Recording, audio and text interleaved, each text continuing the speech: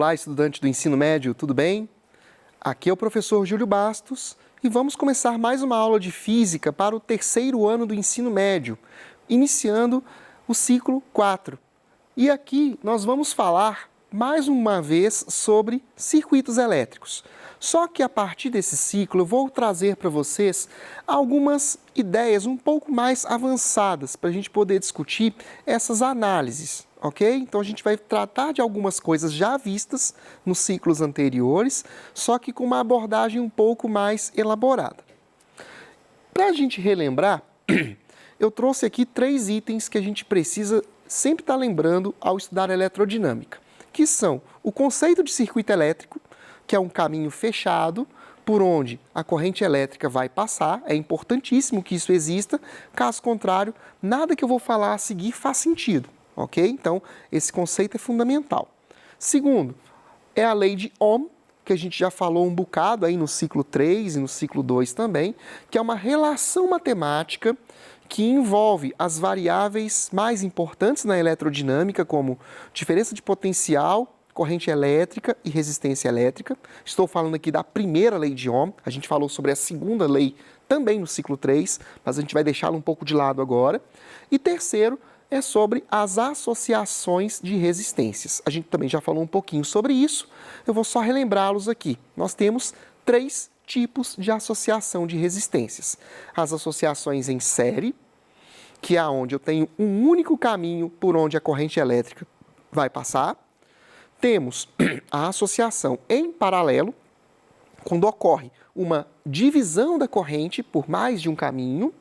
E temos a associação mista, que é uma combinação desses 2 tipos anteriores. Como eu disse, como eu escrevi aqui para vocês, olha, associação mista de resistências. Nesse tipo de associação, há elementos que estarão em série e outros elementos que estarão em paralelo. Então, a gente tem uma junção das 2 ideias anteriores no mesmo circuito. E aí, gente, tem um problema que é um pouco estranho, mas ao mesmo tempo é muito legal, que a gente vai aperfeiçoando e vai aprendendo cada vez mais. Não existe uma forma padrão de resolver circuito misto. Não é igual no série ou no paralelo que você bate o olho, identifica aquele tipo de associação e já resolve aplicando as fórmulas. Não, na associação mista, a gente começa a ter que trabalhar o que eu gosto de chamar de arte de resolver circuitos elétricos. E aí é o negócio que a gente vai aprendendo com a prática. A gente vai estabelecendo algumas regras, aprende alguns truques e a partir desses truques a gente consegue resolver circuitos cada vez maiores. Claro, gente, que aqui eu estou falando no contexto da física, que a gente trabalha com circuitos eletricamente simples, envolvendo basicamente resistores. Uma vez ou outra aparece um outro elemento que é chamado de capacitor, mas a gente nem vai abordar isso por enquanto. Quem for um dia seguir uma área técnica ou mesmo uma engenharia eletrônica ou de eletricidade, vai ver que os circuitos elétricos que eu estou apresentando aqui são bastante simples, bastante básicos comparados com os que a gente encontra no mundo real, ok? Então aqui é só para a gente ter uma abordagem bem superficial mesmo. Então, olha só, eu quero dizer para vocês na aula de hoje que a gente tem algumas regras que a gente utiliza para poder simplificar a nossa vida na hora de resolver esse tipo de exercício, que começa a aparecer uma quantidade um pouco maior de resistências. Às vezes o aluno olha para o quadro quando eu estou explicando isso na aula presencial, ele fica apavorado, fica assim, Jesus, não dou conta disso não, professor, você é doido? Falam coisas desse tipo comigo. Eu já estou tão acostumado que eu já nem ligo mais que me chamam de doido, Já tem mais de 20 anos que eu escuto isso, então tá tranquilo. Então, olha só, eu quero mostrar para vocês hoje 2 exemplos para a gente poder lidar com essas situações. Olha só, exemplo número 1. Entre os pontos A e B é aplicada uma diferença de potencial de 30 volts. A gente chama a diferença de potencial de tensão. É outra forma de falar a mesma coisa, tá? Qual é a intensidade da corrente elétrica no resistor de 10 ohms? A imagem desse enunciado está aqui, ó. Eu vou reproduzi-la ali no flipchart para explicar para vocês como que a gente vai resolver esse exercício, tá bom? Então, vamos aqui. Eu particularmente gosto de desenhar circuitos assim, representando as resistências como retângulos, tá? Mas nada importa, não tem problema se você optar por desenhar como está ali no meu monitor, tá? Com aquele formato serrilhado. Aqui é o ponto A e aqui o ponto B. E é dito que aqui, entre esses pontos, nós temos uma diferença de potencial de 30 volts. Bom, como que eu vou fazer para identificar qual o valor da corrente que passa aqui, que é o que ele quer que a gente faça nesse exercício? Bom, eu vou deixar no não, ali é o outro exercício. O que eu vou fazer aqui primeiramente? Eu vou identificar qual é o caminho que a corrente elétrica fará do ponto A até o ponto B, ok? Uma vez que eu fizer isso, eu vou conseguir reconhecer aonde eu tenho elementos em série e aonde eu tenho elementos em paralelo.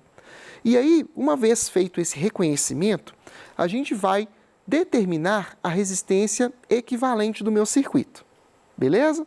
Então, olha só, acompanhem comigo. A corrente elétrica está saindo aqui do ponto A, ela passa por esse resistor de 6 ohms que está aqui, e ao chegar aqui, ó, o que está acontecendo? Uma divisão. Eu tenho esse caminho aqui, que é onde está o resistor de 10 ohms, e tem esse outro caminho aqui, ó, onde tem esses 3 resistores aqui. Então, aqui, ó, nós temos uma divisão de corrente. Ou seja, esse pedaço está em paralelo com esse, tá? Só que, ao mesmo tempo, o que acontece? Aqui eu tenho 3 resistores dentro do mesmo caminho. Ou seja, esses 3 resistores aqui estão em série, tá? Então, o que eu vou fazer aqui? Eu vou calcular o série desses 3 aqui e depois eu vou calcular o resultado do série aqui em paralelo com o 10, ok? Eu vou redesenhar o circuito depois de fazer os cálculos.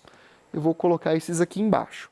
Aqui, gente, se é série, como é que fica? Eu vou chamar de RA, RB, para ficar um pouco mais fácil de compreender. Então, RA seria 2 mais 3 mais 5. Como está tudo em série, então é só somar. Então, deu 10 ohms. Então, aqui, ó, eu posso substituir esses 3 resistores por um único resistor de 10 ohms, que está em paralelo com outro resistor de 10 ohms. Então, vou chamar esse segundo cálculo de RB. Seria 10 em paralelo com 10. A gente já viu que para calcular a resistência equivalente no paralelo é fazer o produto sobre a soma, né? Então, vai ficar 10 vezes 10 dividido por 10 mais 10. Então, aqui vai dar 100 dividido por 20, que é igual a 5 ohms.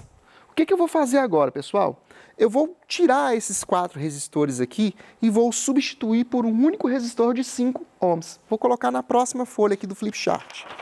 E aí eu vou redesenhar o circuito fazendo essa modificação, tá? Então vejam como é que fica agora o meu circuito após essa primeira fase de cálculo.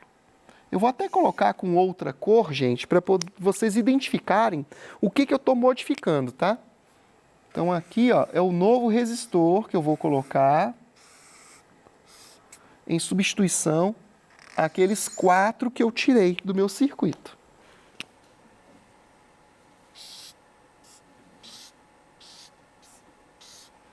Então, aqui eu tenho meu ponto A, meu ponto B. 6 ohms, 4 ohms e aqui 5 ohms. Foi aquele resultado que eu mostrei para vocês na folha passada. Então, olha o que aconteceu agora no meu circuito, turma. Eu tenho, a partir desse momento, um circuito série, apenas com 3 resistências, né? Então, a corrente ela sai do ponto A, faz esse caminho para chegar no ponto B, beleza? Então, o que eu vou fazer agora? Eu vou calcular novamente o equivalente aqui. Agora eu estou calculando realmente o final do meu exercício, a primeira parte, né? Final da primeira parte.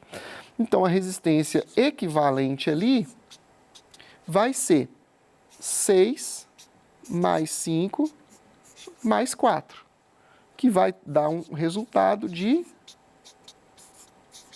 15 ohms, ok? 15 ohms é a resistência equivalente. Quanto que vai ser a corrente que vai sair do meu circuito? Vou aplicar a lei de Ohm aqui para vocês verem. I é igual a U sobre REC, ou seja, I é igual a 30 dividido por 15, que é igual a 2 amperes. Tudo bem? Agora eu vou voltar na folha anterior para a gente poder finalmente responder a pergunta que foi feita no meu exercício. Vou voltar aqui. Olha só, a gente já descobriu que a corrente que passa, a corrente total, vamos falar assim, é de 2 amperes. Essa corrente, ela está saindo aqui e passando por esse resistor de 6 ohms. Então, eu tenho 2 amperes aqui, nesse pedaço, tá? Só que aqui, quando chega nessa divisão, como que eu vou saber quanto vai para cada lado? Aí a gente tem que observar o seguinte: quantos ohms eu tenho em cada caminho? Se essa quantidade for igual nos dois caminhos, significa que a corrente vai se dividir meio a meio, né? Vejam só, aqui no meu circuito original, eu tenho 10 ohms aqui e tenho 10 ohms aqui também, não é? Ou seja, aconteceu o que eu acabei de falar, né? Eu tenho uma mesma resistência para os dois caminhos. Nesse caso, a corrente elétrica que vai chegar aqui, que são 2 amperes, vai se dividir. Metade passando aqui, metade passando aqui, desse outro lado. Então, a gente consegue dizer com segurança que aqui eu tenho... A caneta está falhando, vou ter que pegar a cor que eu estava usando. Não tem problema, não. Então, eu vou ter aqui, ó, eu vou ter 1 ampere vindo aqui e vou ter 1 ampere vindo ali. Ou seja, acabei de responder a pergunta que foi feita, que estava pedindo para a gente calcular qual é a corrente que passa nesse componente aqui, nesse resistor de 10 ohms. Essa corrente está aqui, ó, 1 ampere. Ah, professor, e se o valor das resistências dos dois caminhos fossem diferentes? Como é que eu resolveria isso? Aí, turma, vocês podem usar uma lei que eu expliquei também numa aula do ciclo 3, que é a lei dos nós de Kirchhoff. O que ela nos diz? Que a soma das correntes que entram em um nó é igual à soma das correntes que saem desse mesmo nó. Então aí é interessante que você consiga reconhecer se há alguma medida de proporção de resistências entre os dois caminhos. Por exemplo, se a resistência de um caminho é o dobro da do outro caminho, então eu sei que a corrente que vai passar de um lado é metade do outro. Então é só fazer associações aí que dá para a gente poder resolver esse tipo de problema, tá bom? Nesse caso, a gente teve a felicidade de ser igual o valor da resistência nos dois caminhos. Aí fica fácil só dividir por 2 o valor da corrente que está tudo resolvido, tá bom? Vamos para o próximo exemplo. O próximo exemplo é esse daqui, ó. Eu vou pôr a folha em branco aqui, que eu vou fazer igual no nosso primeiro exercício. Eu tenho um circuito misto, onde 4 resistores idênticos estão associados conforme a ilustração a seguir. O amperímetro e o gerador são ideais. Então, eles estão nos lugares certos, não tem nada errado ali, tá? E o que vai acontecer? Eu vou reproduzir o desenho e vou explicar o que a gente vai fazer nessa questão. Esse tipo de questão, gente, costuma apavorar muito o estudante, porque não tem valor numérico nenhum. Aí ele fica mais perdido que namorado de gêmea. Né? Ele fica assim, Jesus, como é que eu vou resolver isso? Meu Pai eterno, isso aí é coisa de doido. Eles ficam falando assim comigo. Né? Mas calma, gente, não é motivo para desespero, não. Essa letra que está aqui, gente, só para vocês entenderem, é uma letra usada na eletrônica também, é a chamada letra epsilon. A gente vê, às vezes, na física também, ela define o que nós chamamos de força eletromotriz. É a mesma coisa que tensão quase, tá? Então, a gente pode dizer que é tensão ou diferença de potencial. Só para vocês não acharem que eu estou inventando coisas aqui. Então, vamos lá. Temos o circuito representado aqui no papel e eu quero mostrar o que a gente vai fazer. Quando a chave está aberta, ou seja, está desse jeito o meu circuito, o amperímetro registra uma intensidade de corrente de 0,5 amperes. E quando a chave está fechada, ou seja, quando eu faço isso aqui, a corrente passa a ter um valor I. E ele quer que a gente calcule justamente quanto é esse valor I. Beleza? Então, vamos fazer o seguinte, vamos analisar o circuito primeiramente com a chave aberta, quando a corrente vai ser igual a meio ampere, né? O que acontece aqui? Vamos ignorar essa parte do desenho e vamos pensar. A corrente está saindo aqui, ó, do polo positivo da minha bateria, passa pelo amperímetro e vem aqui, ó, por esses dois resistores que estão em série, e aí chegando aqui divide, porque é paralelo, são dois caminhos, né? Ah, professor, mas aí como é que eu vou fazer para determinar essa corrente? Jesus, não tem valor nenhum aqui. Calma, sem motivo para pânico. Aqui, como é que a gente vai fazer? Eu tenho dois resistores em paralelo, né? E esses dois resistores em paralelo estão em série com esses outros dois. Então, quanto seria a resistência equivalente nesse caso? Seria R dividido por 2, né? Porque é metade desse valor aqui, somado com 2R. Então, daria algo como se fosse 2,5 R, ok? Então, guardem essa informação. Com a chave aberta, o meu REC foi de 2,5 R, tá bom? Vamos guardar essa informação aqui. Agora, o que eu vou fazer? Eu vou fechar a minha chave. Quando eu fecho essa chave aqui, o que vai acontecer de novo? Eu vou ter a corrente saindo aqui e vindo. Só que ao chegar nesse ponto, olha o que vai acontecer. Eu tenho dois caminhos possíveis agora. Eu posso ter a corrente passando aqui ou por aqui. Só que ao passar por aqui, ó, é um curto-circuito. A gente fala um pouquinho sobre isso no ciclo 3, tá? O curto-circuito, só para a gente relembrar, é um atalho que o circuito vai ter que pode fazer com que alguns resistores percam sua função no nosso processo. E é o que vai acontecer aqui. Quando eu fechar a chave aqui, a corrente que deveria passar aqui por esses dois resistores não vai passar mais aqui. Ela vai passar por cima. Então, esses dois resistores perdem sua função no meu problema. E aí, quando chega aqui a corrente, ela vai ter dois caminhos para passar. Para cá e para cá, ok? Então, quanto vai dar a minha resistência equivalente com a chave fechada? Com a chave fechada, gente, essa resistência passa a ser apenas meio R,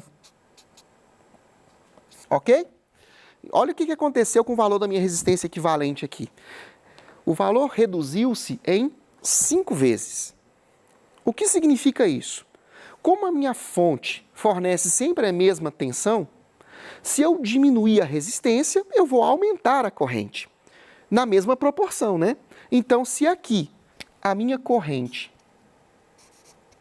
ela valia 0,5 amperes, aqui, ó, ela vai ter que ser 5 vezes maior, porque quando eu diminuo a resistência, eu aumento a corrente. Então, isso vezes 5 vai ser quanto? 2,5 amperes. Esse vai ser o valor que vai aparecer aqui no meu final do problema. Tá bom, gente? É isso que eu queria mostrar para vocês hoje. Estou encerrando aqui. Qualquer dúvida que vocês tiverem, mandem suas perguntas. Bons estudos para vocês e até a próxima.